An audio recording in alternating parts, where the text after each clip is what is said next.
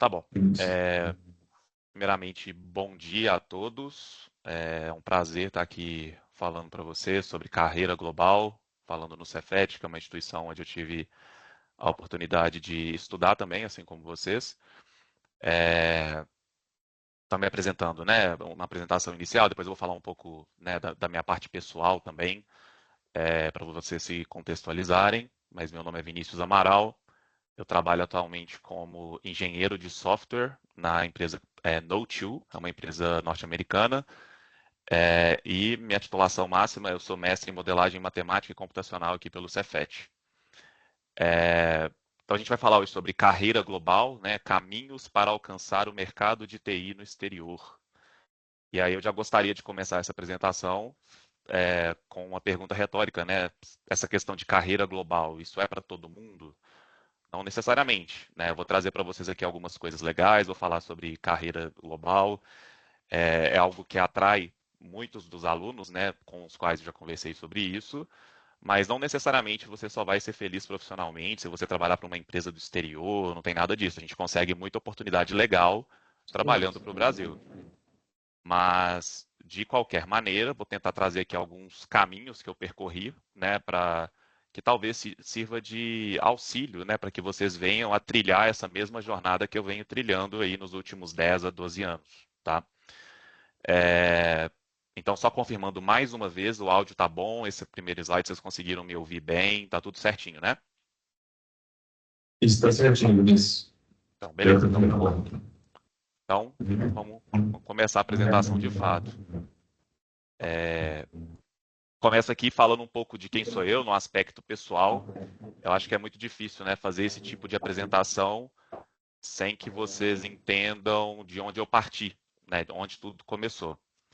Então, eu sou, né, eu moro em Belo Horizonte, nasci em Contagem, moro em Belo Horizonte a minha vida quase toda. Atualmente falo aqui de Belo Horizonte também. Eu tenho uma família de origem humilde. Minha mãe era professora de alfabetização, meu pai caminhoneiro. Então cresci aí um pouco ausente, com a ausência do meu pai, porque era ele que tinha que viajar para poder pagar as contas de casa.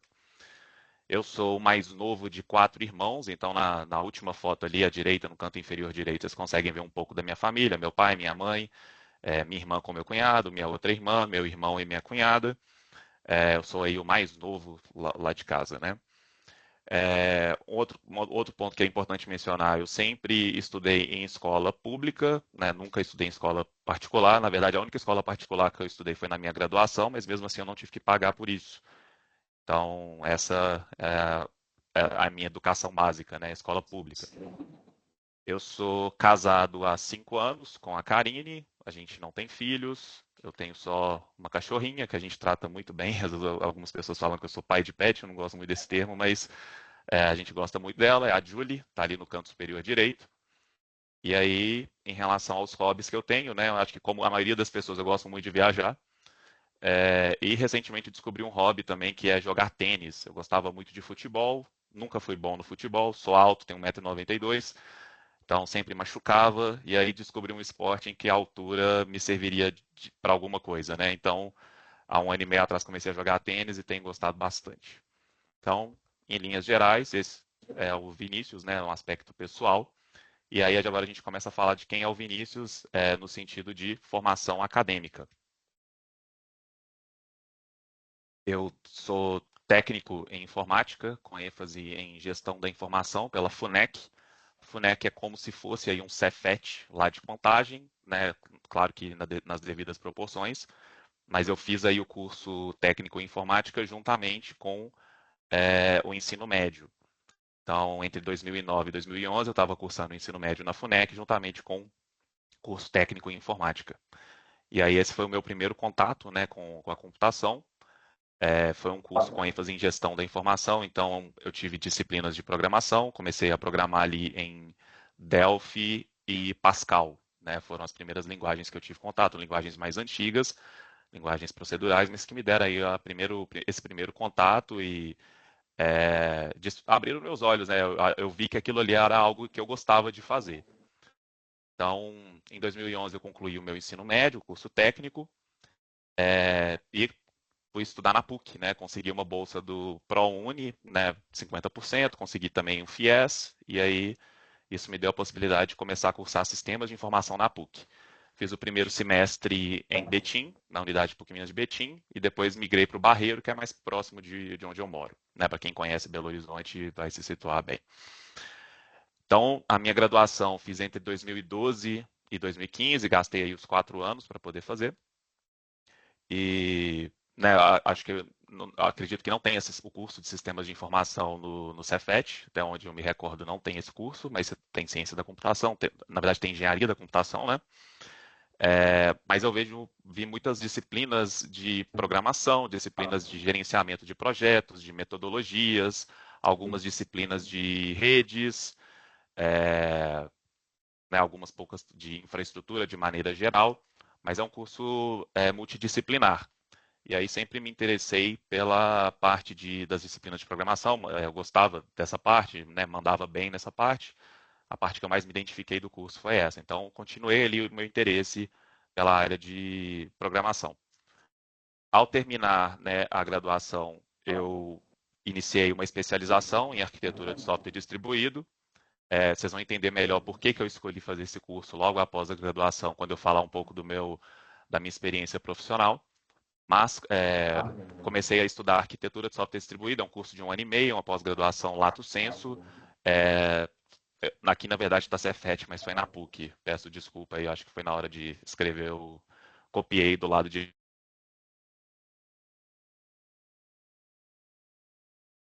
E caiu. Então, cursei logo após a graduação, entre 2016 e 2017. Vocês me ouvem bem ainda? Deu um sinal aqui no meu ouvido de que a conexão poderia ter caído, tá tudo certo? Eu só um pique aqui, mas está funcionando isso. Então, tá bom, perfeito.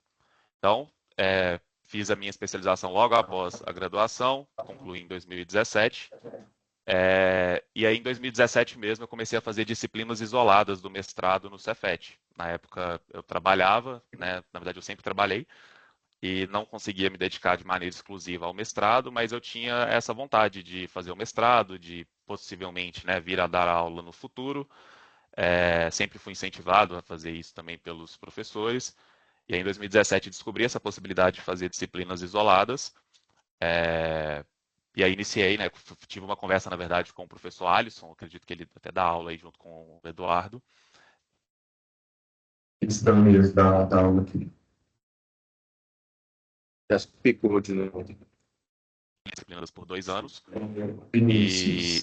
E em 2019. Foi. Aqui. Tá. Tem que entrar no ativar seu vídeo falando, esse vídeo, desliga o vídeo de novo, falando. Beleza, vamos tentar assim. Isso. Valeu, obrigado. Qual que é o comando novamente para poder colocar em tela cheia? Vocês tinham me falado aí.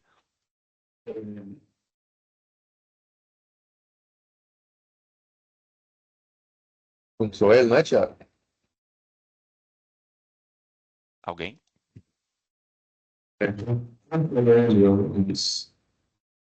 Eu acho que eu tinha caído novamente aí, né, pessoal? Sim, mas para ficar maximizando assim. O áudio ficou bem ruim, não escutei o que você falou. Ctrl L para ficar maximizado. Ah, beleza, agora eu escutei. Perfeito. Então, vamos lá, estava falando do mestrado, comecei a fazer o mestrado no formato aí de disciplinas isoladas em 2017, né, fiz 2 anos de disciplinas isoladas. Em 2019 entrei de maneira regular no mestrado, e aí o Alisson, né, o professor Alisson, foi o meu orientador. A gente trabalhou com inteligência computacional, com algoritmos para previsão de valores no mercado financeiro, mais especificamente falando de criptomoedas, né? Previsão do sentido de variação do preço de criptomoedas utilizando sistemas fuzzy evolutivos. Esse aí foi o tema do meu mestrado.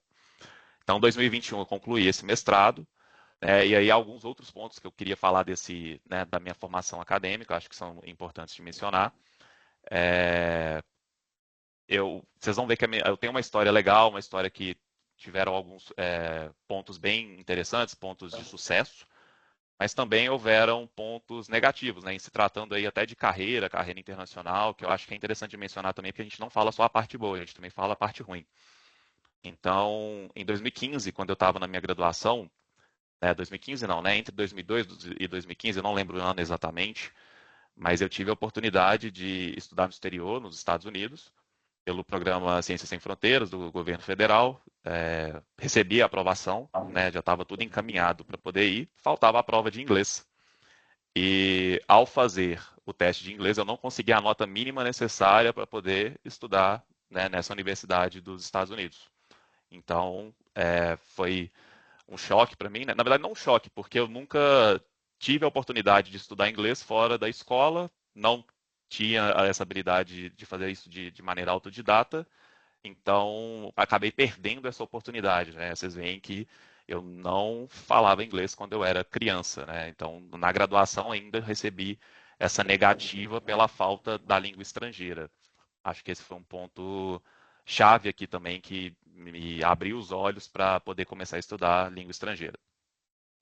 Outro ponto que é interessante mencionar, né, um contraponto que é interessante mencionar, é que ao longo da graduação, a PUC ela tem uma premiação, né, de destaque acadêmico ao aluno que tem ali o melhor aproveitamento ao longo do semestre, entre todas as turmas, né, do curso. Então, sistema de informação são 8 períodos, e a cada semestre eles elegem ali o aluno que teve o maior destaque, né?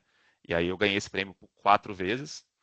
E, além disso, na graduação também eu fui condecorado com medalha de ouro. Então, assim, teve alguns pontos negativos, teve algumas questões negativas ao longo da minha graduação, mas também tiveram pontos positivos que com certeza abriram portas, né? Contar esse tipo de coisa numa entrevista, por exemplo, pode ser um diferencial. Então, acho que é importante mencionar. Então, vamos lá. Agora a gente vai falar da minha experiência profissional. Aqui nesse slide, né, eu trago a minha experiência desde 2013, mas tudo começa um pouco antes disso, né? Eu fiz o curso técnico em informática, trabalhei em uma loja consertando computadores, né? Trabalhei numa empresa que vende peça para motor para poder também no setor de informática deles. Após isso, né, ali em 2012, eu consegui um estágio na ArcelorMittal, que é uma grande multinacional. Mas em nenhum desses momentos eu estava trabalhando com o que eu queria, que era, né, com desenvolvimento de software. E aí, quando foi em 2013, eu vi que tinha uma oportunidade aberta de estágio nessa empresa, Belo Horizonte Sistemas, mais conhecida como BHS. Essa oportunidade era para poder deixar, né, 6 estagiários estudando por 3 meses, aí eles apresentariam um projeto e depois disso eles seriam absorvidos por algum dos projetos da empresa. E aí, mesmo trabalhando na ArcelorMittal, com uma bolsa de estágio interessante ali na graduação, eu optei por reduzir um pouco o valor da minha bolsa, mas para trabalhar com aquilo que eu queria, né, que é a parte de desenvolvimento. Então, me candidatei no processo, fui selecionado, e aí eles me deixaram 3 meses estudando, né, eles tinham uma parceria com a PUC, inclusive, eu estudava na PUC, tinha parceria com a PUC.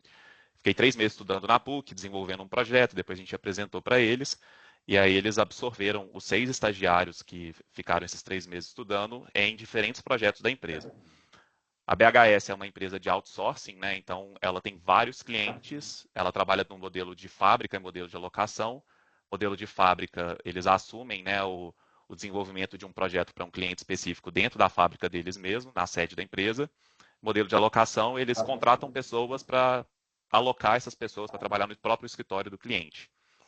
Então, fiquei quase um ano como estagiário na BHS, trabalhando no projeto da FIENG, o sistema de simbiose industrial era o nome do sistema, para fazer, ele intermediava a troca, né, de matéria que seria descartada em processos produtivos por uma empresa, mas essa matéria ela poderia ser interessante para uma outra empresa.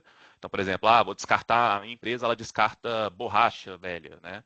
E aí a outra empresa precisa dessa borracha como base para o seu processo produtivo. Então, esse sistema intermediava a relação entre essas empresas para poder fazer essa troca, essa simbiose.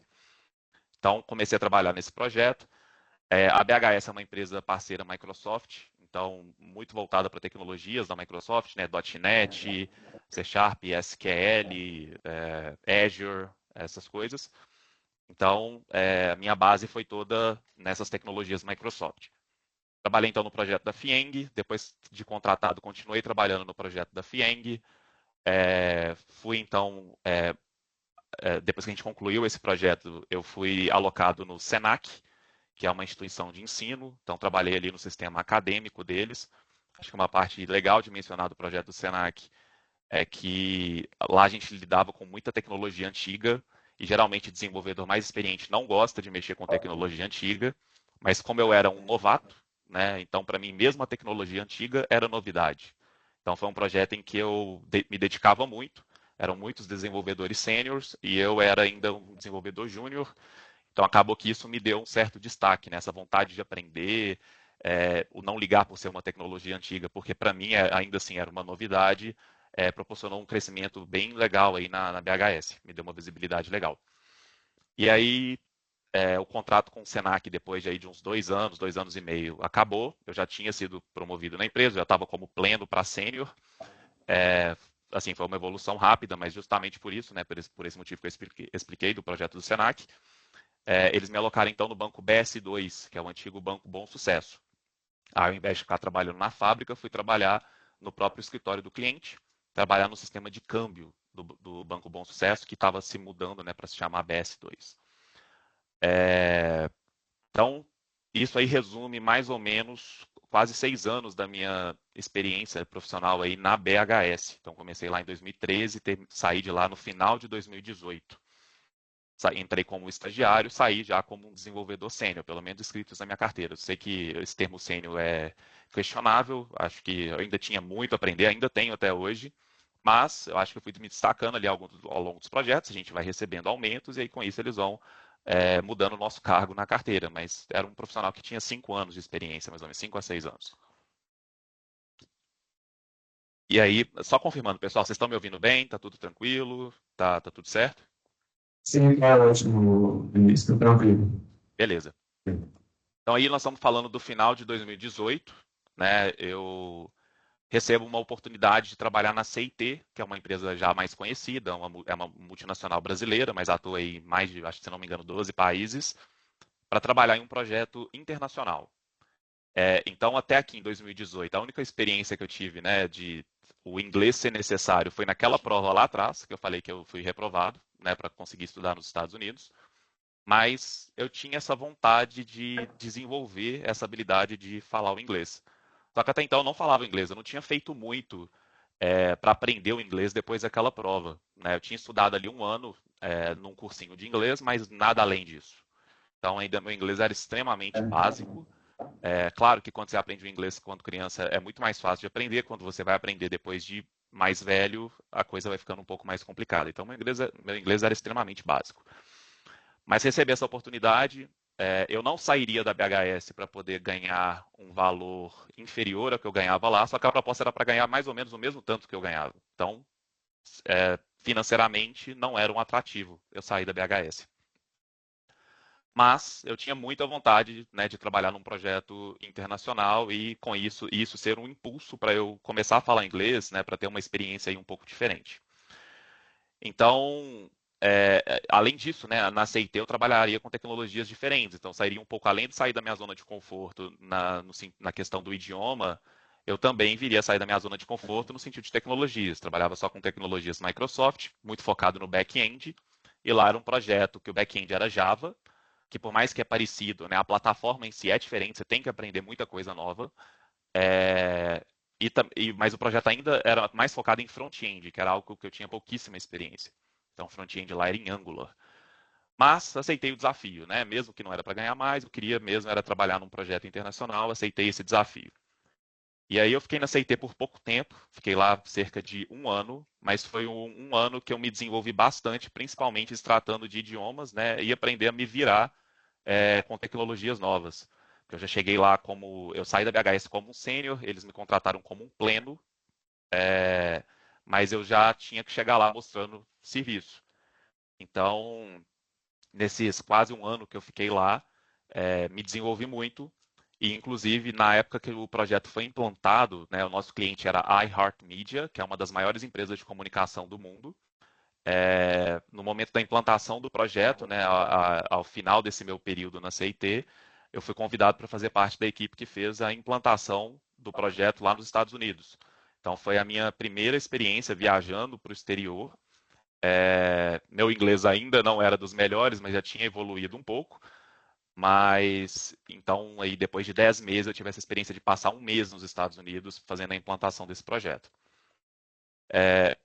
Então, assim, estava um momento legal da minha carreira, ainda tinha muito para crescer na CIT, só que eu estava ali às vésperas do meu casamento, né? E aí, quando eu estava nos Estados Unidos, eu recebo uma ligação da gerente do BS2, que era o cliente que eu tinha trabalhado, né, pela BHS, me chamando para voltar a trabalhar lá, dessa vez como um funcionário deles de maneira direta, né? Antes eu estava como um terceiro, e dessa vez seria como contratado de forma direta para eles.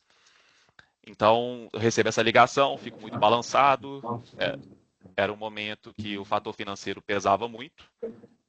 E aí, com isso, eu decidi dar uma pausa nesse objetivo de trabalhar para fora do país e retornei ao Banco BS2, só que dessa vez como arquiteto.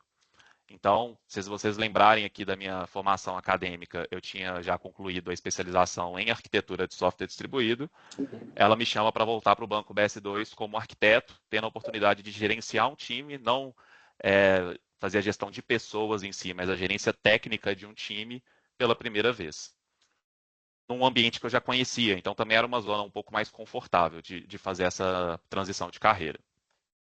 Então, trabalho ali no Banco BS2 no ano de 2020, como arquiteto, e aí em 2021 recebo uma proposta da C&A para também trabalhar como arquiteto, um ganho financeiro aí expressivo, por estar no auge da pandemia, né? Então, essas empresas de e-commerce estavam contratando muita gente para poder absorver os projetos de tecnologia, colocar esses sistemas, né, disponíveis no ar o mais rápido possível, com o fechamento das lojas. Não se sabia quando a pandemia iria de fato acabar. Então, nesse momento, né, eu recebo essa proposta para poder trabalhar na C&A também como arquiteto. Né? C&A é a loja de roupas, né, loja de departamentos. Em 2021, né, que eu tô trabalhando na C&A, eu estou prestes a concluir o meu mestrado, e aí também recebo a oportunidade de lecionar pela primeira vez. Tinha um bom relacionamento com os professores da PUC Minas, estava terminando o mestrado, fui convidado a lecionar nos cursos de pós-graduação em arquitetura de software e engenharia de software. Então, na PUC Minas eu fiquei por 1 ano e meio, depois eu pedi para dar uma pausa, e aí vocês vão entender o motivo mais para frente. Mas essa é basicamente a minha trajetória no Brasil até 2021, início de 2022. Né? Então, até mais ou menos 3 anos atrás, trabalhava para empresas brasileiras. Tudo certo aqui, até aqui, Eduardo? Está dando para me ouvir bem? Eu gosto de confirmar, porque por essa questão da internet, está tudo certo? Sim, tá certinho, tá muito bom. Só tá feliz, tranquilo. Beleza. Então, aqui a gente está entre 2021 e 2022, estou começando lá na PUC, e aí vem o momento, né, da minha transição para o mercado de trabalho no exterior. Como eu falei, estava num momento relativamente interessante na minha carreira, já tinha a progressão de função para arquiteto, que era algo que eu desejava, estava gerenciando um time numa empresa que estava bem, só que ao final do mestrado, né, eu comecei a pensar nessa questão, poxa, será que eu consigo voltar a trabalhar num projeto internacional? Será que eu trabalhei num projeto internacional, mas foi para uma empresa brasileira prestando serviço para uma empresa de fora. Será que eu não consigo uma vaga para trabalhar diretamente para o exterior, para alguma empresa de lá? Imaginava que isso seria difícil, não conhecia muita gente que poderia me ajudar nesse aspecto, mas uma vez um colega de trabalho lá na CIT me falou que ele fazia, né, um esquema de freelancer para uma empresa chamada TopTal. E aí, pessoal, eu estou ouvindo voz no fundo, tá tudo tranquilo aí? Vocês estão me ouvindo bem?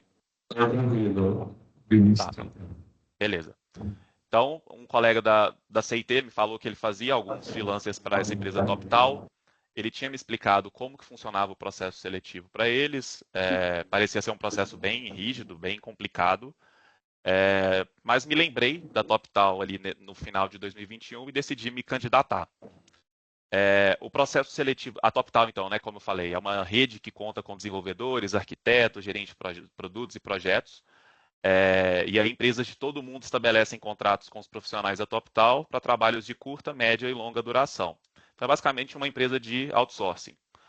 É uma plataforma, eles têm um sistema muito legal para poder fazer a gestão dos profissionais.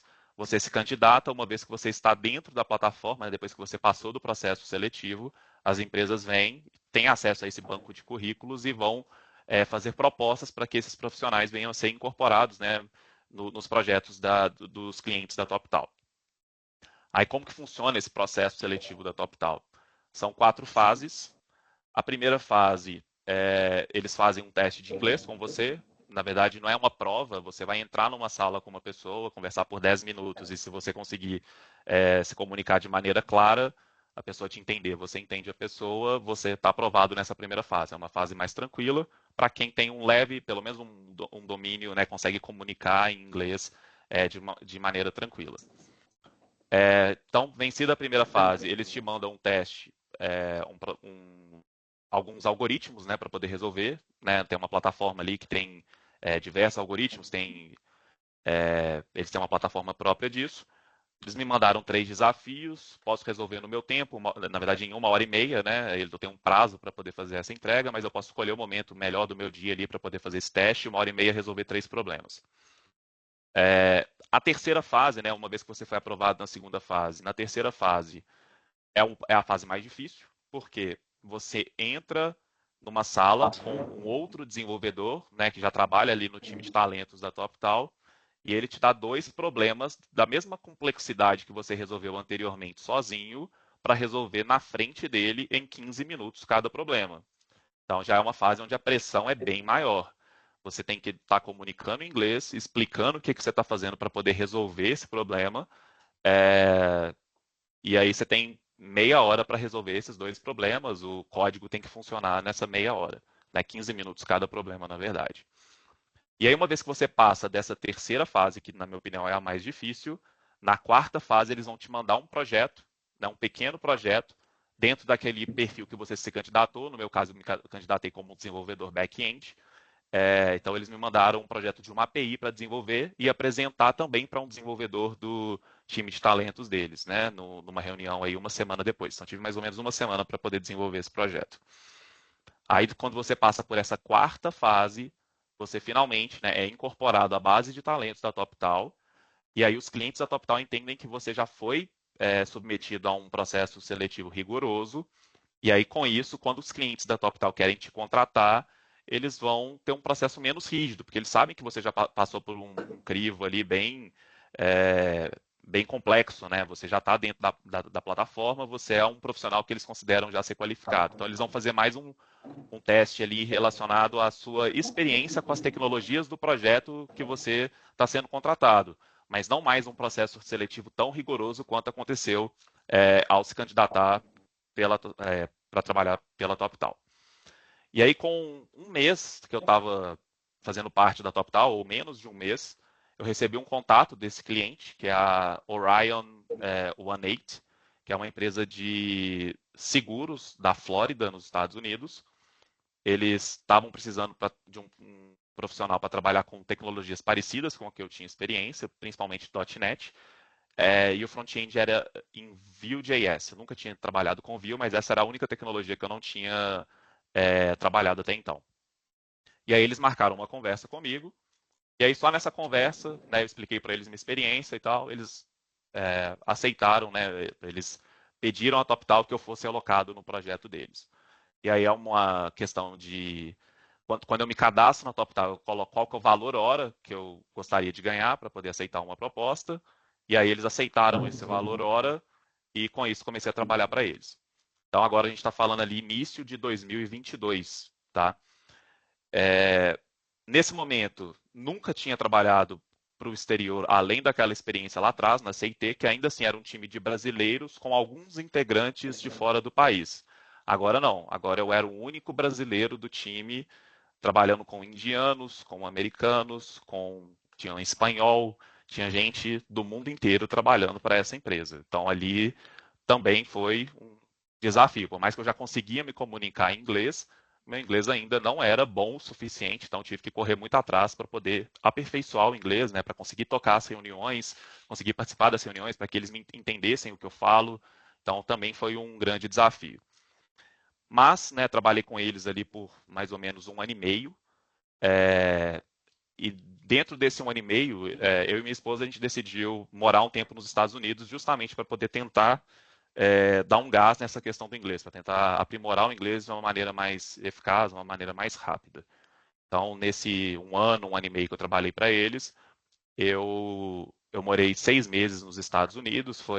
Eu morei na Flórida, não é um lugar que eu recomendo para poder aprender a falar inglês, mas mesmo assim, né, como eu era aqui em casa, eu sou a pessoa que resolve essas coisas, eu tenho um inglês mais avançado que o da minha esposa. Sempre que a gente tinha a oportunidade de conversar em inglês, acabava que eu que tinha que conversar. Então, me ajudou de certa forma. Não foi o melhor lugar do mundo para eu ter feito esse tipo de experiência, mas além do inglês, eu queria viver outras coisas que eu só poderia viver na Flórida. Então, foi uma junção da vontade de morar nos Estados Unidos, viver algumas coisas que tem ali na região da Flórida, juntamente com essa possibilidade de ganhar, né, velocidade no aprendizado do inglês. Então, foi por isso que eu tomei essa decisão. Tá? Vocês ouviram a Júlia aí latino, provavelmente. Mas é isso. Então, minha experiência na TopTal aí foi de um ano a um ano e meio. E aí, né, eu recebi o contato da empresa que eu trabalho atualmente para ser contratado por eles. A empresa se chama No2. Recebi uma mensagem no LinkedIn para poder fazer um processo seletivo, né? Eles estavam com 2 vagas abertas para engenheiro de software. Foi um processo seletivo relativamente tranquilo. E aí eles me chamaram para poder fazer parte do time em 2023. Não, na verdade, 2022. Por que 2022? Quando eles me fizeram essa proposta, eu diminuí as minhas horas na TopTal, então continuei trabalhando para eles algumas horas e trabalhando em paralelo para essa empresa No2. Então, assim, foi um momento que eu trabalhei demais. Trabalhava desde a hora que eu levantava até quase a hora de dormir, mas eu não tinha segurança de que a, a minha contratação por essa empresa ia dar certo. Eu não conhecia ninguém lá. Na TopTal eu já estava estável, então eu falei, não, deixa eu manter os dois por um tempo. Os fusos horários são diferentes. A No2 é da costa oeste dos Estados Unidos. A TopTal, né, a empresa que eu trabalhava pela TopTal, é da costa leste. Então tinha uma margem aí de fuso horário que me favorecia. Então mantive os dois contratos aí em paralelo por alguns meses. Mas ao entrar, né, para trabalhar nessa empresa, No2, que é do setor de healthcare, né, setor de saúde dos Estados Unidos, fui me sentindo cada vez mais à vontade, me sentindo parte do time. Logo quando eu morava nos Estados Unidos, eles me levaram para conhecer o escritório da empresa, que é a foto do meio, né, na frente do escritório da empresa. Depois de um mês me levaram, eu tinha retornado para o Brasil para morar no Brasil.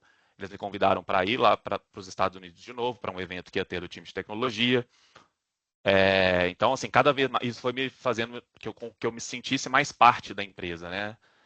E com isso eu vinha me desligar da TopTal e trabalhar exclusivamente para essa empresa, para a No2. Na No2, a gente tem a No2 é uma empresa que tem aproximadamente 50 funcionários, não é uma empresa grande. E o objetivo é tornar a comunicação entre sistemas de saúde mais eficiente. Lá nos Estados Unidos, eles utilizam muito fax nos provedores de saúde. E aí o objetivo é eliminar cada vez mais o uso do fax, colocando, né, a automatização de processos, né, utilizando aí o sistema que a gente oferece, coloca no mercado. A empresa, né, essa No2, ela é situada no estado de Idaho. A cidade é Boise, que é a capital do estado. Eu nunca tinha ouvido falar desse estado antes de começar a trabalhar para eles. É um estado ali acima da Califórnia, né, costa oeste dos Estados Unidos. Essas fotos, né, são, como eu falei, essa foto do meio aí sou eu lá na porta do escritório deles. Na foto da esquerda foi uma das viagens que eu fiz. O da esquerda é um dos meus chefes, o da direita é um colega de trabalho, um engenheiro de software também. Me levaram para conhecer a neve, nunca tinha conhecido a neve, né, até então. A foto da direita, né, é uma convenção da empresa que teve em Las Vegas no ano passado. Né, juntaram a empresa toda num cassino, a gente ficou lá 2 dias fazendo uma integração, né, entre os funcionários, né, desenvolvendo alguns projetos curtos, né, em loco, então foi uma experiência também muito legal. E aí na foto de baixo a gente foi na última viagem que eu fiz para os Estados Unidos, a gente fez um churrasco lá numa praça perto do escritório da empresa, e aí eu sou o quinto ali da esquerda para a direita na foto. Então, é uma empresa que tem me proporcionado coisas muito legais, né? Uma vivência muito legal. Gosto muito de trabalhar para essa empresa. Não me imagino hoje saindo dessa empresa em um curto ou médio prazo. Funciona de uma forma muito legal. Eles estão a 4 horas, né, de distância do fuso horário do Brasil. Então, eu tenho as manhãs livres. Isso é um ponto que eu acho muito positivo. Eu trabalho mais no turno da tarde para a noite. Eles entendem, né, quando eu preciso pegar serviço mais cedo, quando eu tenho um compromisso à noite, isso aí é super tranquilo. Então, assim, hoje eu estou bem à vontade trabalhando para eles. E aí né, a pergunta, né, é uma pergunta com uma resposta meio óbvia, mas vale a pena buscar uma oportunidade no exterior? O primeiro aspecto, né, que a gente pensa em trabalhar para o exterior, eu imagino que seja o aspecto financeiro, né? E aí como que funciona isso? Que a gente tem um gráfico, né, que mostra a variação do preço de fechamento do dólar entre 2010 e 2024, né, novembro de 2024. A gente vê que em 2010 o dólar estava ali na casa de 1,70, hoje o dólar está na casa está beirando R$ 6, né? Então, assim, só esse gráfico aí já demonstra como que pode ser interessante, né, principalmente pensando no bolso, trabalhar para o exterior. Mas aí eu acho que esse segundo slide aqui vai trazer uma visão um pouco mais detalhista a respeito disso. Então, aqui à esquerda a gente tem o mesmo gráfico anterior, né? Dólar começando ali em 2010. Peguei de 2010, mas assim, é uma tendência, né? Se vocês pegarem o dado histórico do dólar, do dado antigo mais disponível, o dado disponível mais antigo que a gente for encontrar, o dólar está sempre aumentando de valor ao longo do tempo. Então, o dólar ali estava 1,70 em 2010, hoje está acima de 5,50. Eu comecei a trabalhar para o exterior em 2021, então a gente pode ver aqui que é um dos valores mais altos que já teve no dólar, porque justamente foi no momento da pandemia. Só que a gente consegue também observar que o valor de hoje é o mesmo valor, ou um valor bem próximo ao valor máximo já alcançado, que foi na época da pandemia, sem que a gente esteja em uma pandemia. Então, isso demonstra mais ainda, né, que por mais que teve um aumento acentuado do valor do dólar na pandemia, o dólar depois veio a cair, mas a gente já está alcançando os valores da pandemia, mesmo sem a gente estar numa pandemia. Então, assim, isso demonstra ainda mais que a tendência do valor do dólar é só subir. No gráfico da direita, eu fiz uma simulação aqui pensando, né, num salário aí de US$ 8.000 em reais, como que esse salário teria evoluído ao longo do tempo nos últimos 15 anos, né? Então, uma pessoa que não teve aumento começou ganhando US$ 8.000 em 2010. Se ela não tiver aumento, não teve progressão de carreira e continuou mantendo esse valor de dólar por 15 anos, a gente consegue ver que o salário dessa pessoa aumentou 300%, né? Começa ali na faixa de R$ 15.000 mensais, hoje ele já está superior aí a 45 mil. Esse valor de US$ 8.000 não é algo irreal, é um valor bem factível, né? Claro, para quem já tem experiência, você precisa adquirir uma certa experiência para chegar nesse valor, mas não é algo de outro mundo, tá? Dá para se ganhar valores superiores a este. Então, a gente falou aí de uma valorização de 300% nos últimos 15 anos. Aí eu pego esse mesmo valor em real, né? Um desenvolvedor aí ganhando R$ 8.000, que é um salário legal de desenvolvedor no Brasil, 8 a 10 mil reais. Se esse desenvolvedor não teve nenhum aumento nos últimos 15 anos, né, se foi só o dissídio, valor de correção pela inflação, o salário desse desenvolvedor de 2010 seria hoje R$ 18.000. Então, uma valorização aí de 133% pelo IPCA contra cerca de 300% em variação do dólar. Então, assim, você consegue ganhar aumento sem ter que pedir aumento. Só que aqui eu não estou considerando que você pode pedir aumento. E desde que eu comecei a trabalhar para o exterior, né, eu já consegui alguns aumentos e hoje meu salário já é 35% a mais do que era quando eu comecei. Então, assim, na minha opinião, é de encher os olhos. Acho que é uma oportunidade bem interessante aí para quem busca melhores, né, recompensas pelo trabalho. E aí, se eu puder dar alguns conselhos para vocês, né? Achei legal, quero trabalhar para o exterior, o que eu preciso fazer? Acho que a lista é muito mais extensa do que essa, mas eu poderia sumarizar, né, os conselhos que eu daria para vocês, que são estudantes da graduação. O primeiro e fundamental, né, é o óbvio também, estude língua estrangeira, principalmente o inglês, e se der tempo, estude o espanhol. O espanhol, ele não é necessário, mas ele pode abrir algumas portas a mais. Eu não falo espanhol, mas o inglês, assim, já vai te colocar em lugares muito interessantes por ser uma língua universal. Se você aprendeu inglês quando, se você aprendeu inglês quando criança, você já saiu na frente, na minha frente e na frente da maioria, porque não é um hábito no Brasil que crianças falem inglês. Além disso, né, da língua estrangeira, o raciocínio lógico também é algo que vocês precisam desenvolver. O teste que eu fiz na TopTal demonstra isso, né? Geralmente a gente tem que resolver problemas de algoritmos, problemas com complexidade média e alta, e quanto mais vocês treinarem, né, resolver esse tipo de problema, melhor, mais as chances de vocês aumentam de conseguir um trabalho. Não só para o exterior, né, mas também para o Brasil. Algumas empresas adotam esse tipo de mecanismo nos processos seletivos. Outro ponto interessante também é trabalhar suas habilidades de comunicação.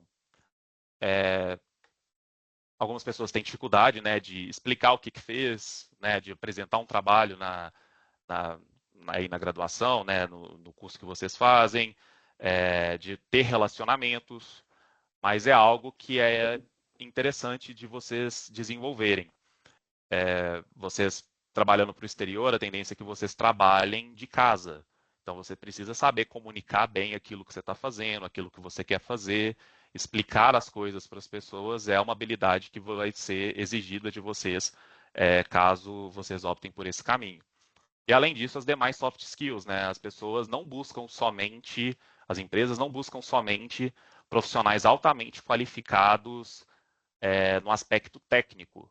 Vocês também precisam desenvolver a habilidade de ter um bom relacionamento com as pessoas, né? Falar sempre a verdade, clareza, sem ser rude, esse tipo de coisa. Então, não é só, você é o melhor profissional técnico do mundo que você vai ser um profissional de sucesso, não necessariamente. Quando eu fui contratado pela No2, 2 brasileiros foram contratados, né? Eu e mais um. Esse outro brasileiro não está trabalhando lá mais e eu acredito que o motivo dele ter saído não foi a parte técnica, foi mais a parte de soft skill. Então é algo que também vocês devem trabalhar. Além disso, né, desenvolver habilidade de trabalho remoto. Vocês têm que conseguir ter uma disciplina para poder trabalhar de maneira remota. Não é algo tão simples assim, né? Às vezes você está em casa, dependendo do ambiente que você trabalha na sua casa, se você for trabalhar no seu quarto, talvez você vai ter um pouco de dificuldade de ter essa disciplina. Nem todo mundo tem um espaço legal para poder trabalhar de casa, então você precisa pelo menos organizar minimamente, né? E a sua cabeça, você tem um entendimento de que aquele ali é o seu local de trabalho, não é o seu local de lazer. Eu, por exemplo, eu tenho o meu videogame aqui no meu escritório, mas eu tenho que saber separar que o meu momento de trabalho é dedicado ao trabalho, o meu momento de lazer é o meu momento de lazer. Então, vocês têm que conseguir separar isso muito bem, né? Aprender sobre cultura organizacional também é algo que vocês devem fazer, né? Não só cultura organizacional, pensando na empresa em si, mas também cultura de outros países, né? Algumas falas não são apropriadas para determinada cultura, que aqui no Brasil seria algo muito tranquilo. Então, aprender sobre a cultura do lugar para o qual vocês desejam trabalhar é algo também que eu deixo como dica para vocês. Além disso, né, construir um portfólio sólido. Vocês precisam conseguir mostrar para os recrutadores por que eles precisam te contratar. Então, vocês precisam trabalhar em projetos, deixar isso em evidência, é algo que pode aumentar as chances de que vocês consigam uma oportunidade. Então, manter aí um GitHub atualizado, né, com projetos legais, é um dos mecanismos. Né? Algumas empresas pedem o link do GitHub dos entrevistados, então é algo interessante de se manter atualizado. Além disso, contribuir em projetos open source também é algo interessante de se fazer. Então, ter um portfólio, ter algo a mostrar no momento da entrevista é algo importante. E aí, por último, eu falo de adquirir experiência no Brasil.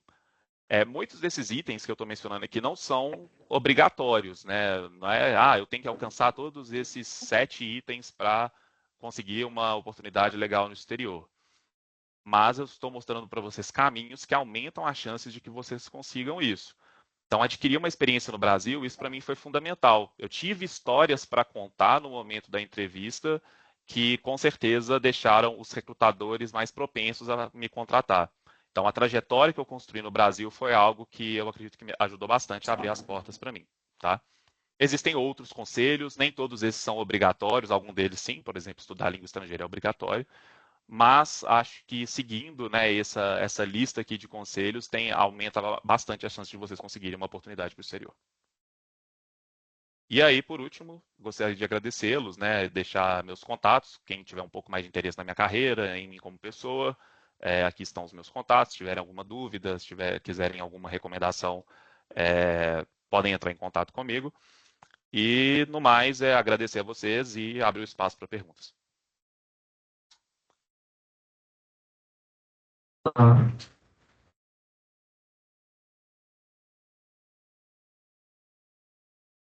Vocês me ouvem?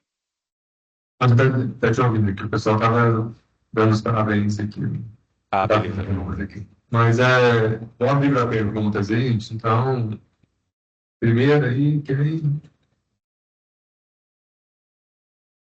Só vou passar o microfone, tem uma pergunta aí.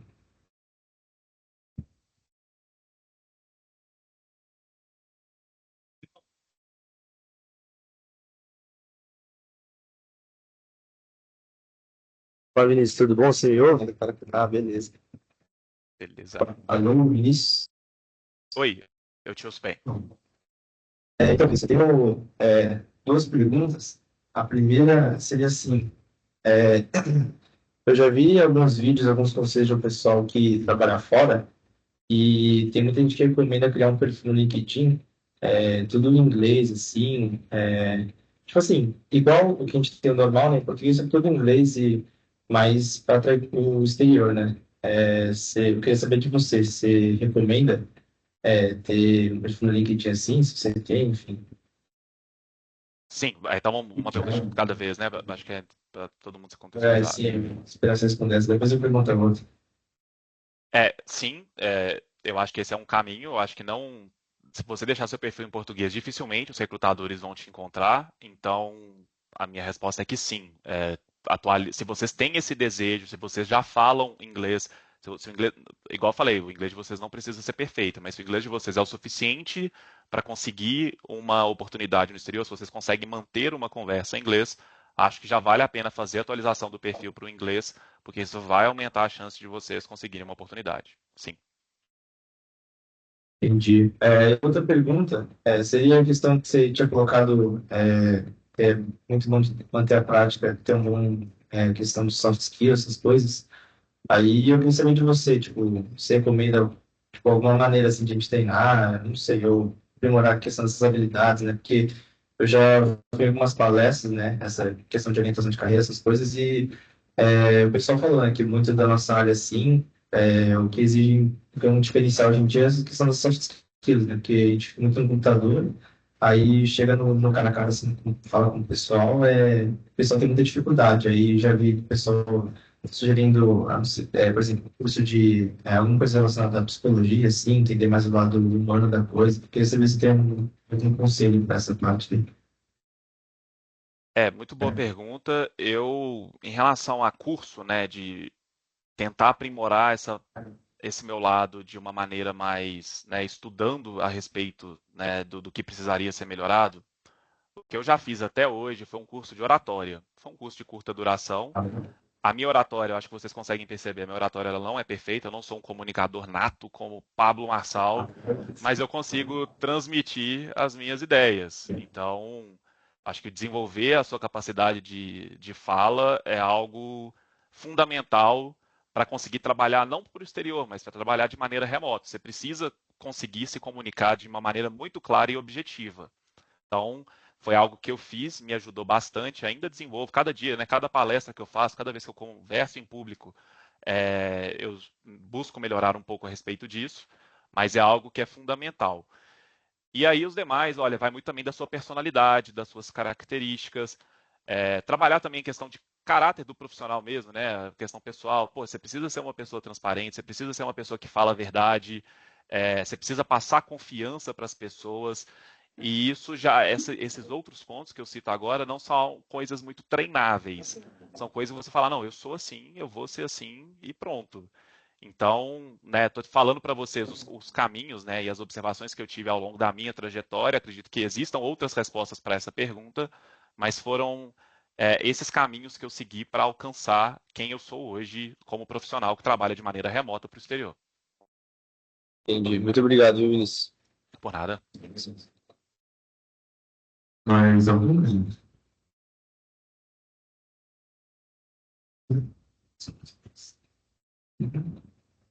Eu queria perguntar, mas aí eu tinha muito visto, estou pedindo aí, como que é? Assim, só um minuto.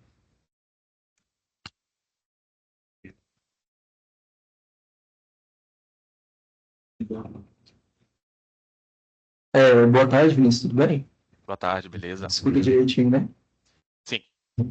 Beleza. Eu queria perguntar sobre o tipo de teste que você fez na TopTal, né? Você comentou que teve alguns testes de algoritmo, esse tipo de coisa. Você poderia falar qual teste assim, foi feito e que você recomendaria a gente treinar para poder fazer esse tipo de teste na hora? Olha, tem uma plataforma, deixa eu ver se eu consigo recuperar aqui o nome dela, que lá tem os testes que caem na TopTal e em algumas outras empresas. Deixa eu ver, Hacker. Se chama Hacker Rank. Vou mandar aqui no chat. Eu acho que eu não consigo mandar no chat. Vou mandar para o professor Eduardo e aí ele compartilha com vocês esse nome. Existem outras plataformas que fazem, né, que disponibilizam esse tipo de teste. Mas se eu não me engano, até a TopTal utilizou essa plataforma para fazer o teste comigo, tá? Então, assim, são problemas de complexidade que você vai encontrar baixa, média e alta. Se você não está conseguindo resolver os da média, começa pela baixa, você vai aprimorando e vai conseguir resolver níveis de complexidade superiores. Mas eu acho que essa plataforma que eu mandei e plataformas similares são excelentes formas de se treinar para esse tipo de entrevista, tá? Só mais uma pergunta aqui, Vinícius, só um minuto. Beleza. Ficou claro? Se alguma resposta minha não for clara o suficiente, fica à vontade aí para fazer uma réplica. Vinícius, na tua experiência em mercado exterior, quais das tecnologias, linguagens que você mais vê oportunidade para o pessoal? Só confirmando o entendimento da pergunta, quais são as tecnologias, né, que eu vejo mais oportunidades no exterior, né, para trabalhar? É isso? Só confirmando? Isso. Tá. É porque o áudio deu uma cortada. Olha, eu trabalho com .NET, né? A minha especialidade aqui é .NET. Vejo muitas oportunidades, mas definitivamente não é o maior grupo de tecnologias que você vai encontrar oportunidades. Eu vejo muitas oportunidades para trabalhar com Java. Em se tratando de front-end, eu vejo mais oportunidades sobre React. Eu não tenho experiência com React, eu trabalho com Angular, minha parte mais forte. O framework que eu mais trabalho, né, de front-end hoje é o Angular. Eu encontro muitas oportunidades, mas o React definitivamente tem mais oportunidades para trabalhar. Então, assim, se eu for pensar em front-end e back-end, eu acho que Java com React vai abrir bastante porta aí para vocês. Mas a minha experiência é com .NET e Angular, né? Tem outras tecnologias ali por trás disso, mas principalmente essas duas, em se tratando de front-end e back-end. Acha-se muitas oportunidades, mas Java e React definitivamente vocês vão encontrar mais. Mas algumas, só um minuto, posso fazer uma pergunta aqui.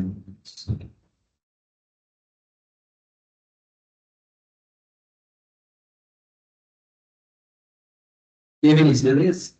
Beleza? Eu queria te perguntar sobre o seu conhecimento de informática que você foi selecionado para o exterior. Eu queria saber se o que você sabe dessa área de informática foi inteiramente da sua graduação e mestrado, ou você teve algum outro curso por fora ou alguma outra coisa que você fez além da faculdade? Ótima pergunta também. Então, a minha formação ela é bem longa, né? Não foi um ponto-chave que resolveu o problema. Acho que foi um pouquinho de cada coisa foi formando o profissional que o Vinícius é, Então, começa desde lá o técnico, o interesse pela computação.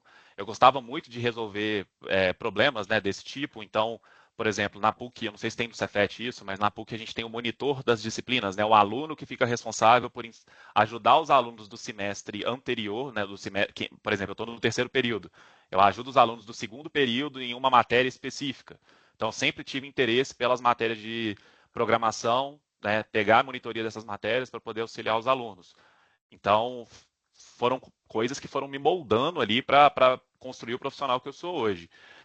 Mas se eu te falar que a maior parte veio da escola, veio da graduação ou do mestrado, não é verdade. Isso aí trouxe para mim uma base muito importante, extremamente aí fundamental para o profissional que eu sou hoje. Mas o conhecimento, né, de fato, a materialização desse conhecimento teórico que eu adquiri ao longo dos cursos que eu fiz veio com a experiência do mercado de trabalho. Então, na prática, é onde você realmente vai exercitar aquilo que você aprendeu na teoria e aprofundar os seus conhecimentos. Então, é uma combinação dos dois, mas eu diria que foi 30% de curso, de graduação e etc., e 70% de experiência prática. Obrigado, Vinícius. Mais uma pergunta aqui. Vinícius, baseado na sua experiência, o que você indicaria para estudar inglês? Você falou que fez curso, por conta própria. O que você acha melhor? Tá, o inglês, igual eu falei, eu fiz um ano de curso na Number One, foi um curso mais básico, né? Aprendi ali coisas que eu já tinha visto até na escola pública mesmo, mas não me atentava tanto para o inglês, então tive que relembrar muita coisa. Mas estudando inglês em escolas mesmo, eu tive esse um ano mais uns 6 meses de aula particular. O restante foi experiência prática. A TV me ajuda bastante, então não assistir filme dublado, né? Friends, né? Todo mundo fala que Friends é muito bom, e realmente eu assisti todas as temporadas e no final eu já assistia em inglês com uma legenda em inglês para garantir que eu ia entender tudo. Mas o inglês você não vai aprender do dia para a noite, mas não é algo tão difícil quanto parece também. Tanto que o meu inglês não é tão antigo assim, como vocês viram, eu comecei a aprender inglês mais recentemente. Hoje eu trabalho numa empresa que eu sou o único brasileiro, eles entendem o que eu falo, eu entendo o que eles falam. Sei que eu falo muita coisa errada, mas é o suficiente para que eu consiga trabalhar lá, desempenhar bem o meu trabalho. Então eu acho que é uma construção que você vai fazer, mas principalmente o mais importante é embutir o inglês no seu dia a dia. E se você tiver a oportunidade de entrar em alguma plataforma para poder conversar com as pessoas, né, porque mais importante do que ouvir é você conseguir começar a falar. Na hora que você começa a falar, seu inglês começa a destravar mais.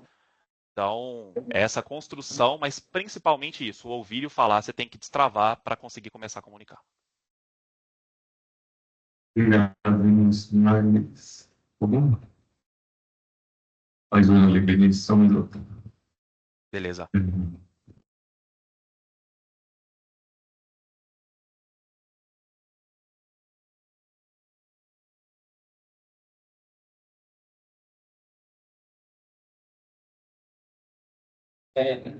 Boa tarde, Vinícius, tudo bem? A minha pergunta é em relação às entrevistas. Quando você foi fazer as entrevistas, elas foram via reunião ou você teve que fazer algum presencial? E se caso teve algum presencial, foi você que pagou do seu próprio bolso ou a empresa pagou para você fazer a viagem para lá? Beleza. As entrevistas foram todas remotas, né? Então, a top-down, as 4 fases do processo seletivo foram de maneira remota. Depois, a empresa que eu estou hoje, a No2, a entrevista também foi remota, tudo pelo Teams. E as 4 vezes que eu viajei pela No2 foram todas pagas pela empresa, nunca teve que sair do meu bolso. Obrigado, Vinícius. Mais alguma gente? Vinícius, então, eu acho que é isso. Queria agradecer a sua participação aqui, foi muito bom. Os alunos interessaram bastante em representantes que eles tiveram. Então, queria te agradecer por tudo assim. Foi um debate do. Ele sempre pergunta isso pra gente, né? Eu queria trabalhar para fora, como é que eu faço, o que eu tenho que fazer. Então, sempre compartilhar a experiência. E isso foi muito bom aqui. Então, eu queria agradecer e muito obrigado aí por tudo. Eu que agradeço aí, precisando de qualquer coisa, precisando que volte a falar sobre esse tema também, que é um tema acho que é bem relevante para os alunos, pode contar comigo. Agradeço a audiência aí de todos. Então, muito obrigado, Vinícius. Obrigado, até mais, tchau, tchau.